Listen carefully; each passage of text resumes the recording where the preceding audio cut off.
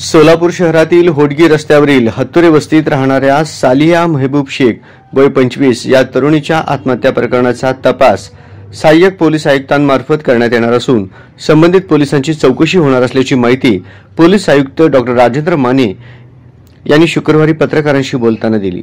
सालिया हिचे लग्न मोडल्याने लग्नादिवशीच तिने गळफास घेऊन जीवनयात्रा संपवली होती।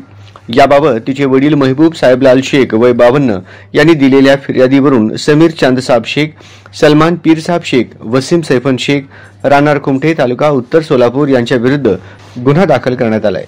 यातील एका आरोपीस अटक करण्यात आली आहे, तर बाकीचे आरोपी अद्याप फरार आहेत। संशयित आरोपी समीर याने सालिया हिला लग्नासाठी मागणी घातली होती, तेव्हा तिने त्यास नकार दिला होता। त्यामुळे त्यांनी तिचा वेळोवेळी पाठलाग करून तिच्याशी बोलण्याचा प्रयत्न केला आणि आरोपी सलमान याच्या मार्फत तिला खाण्याचे पदार्थ पाठवून तिला शारीरिक व मानसिक त्रास दिला। दमदाटी करून आरोपी तिला ब्लॅकमेलिंग करत होते।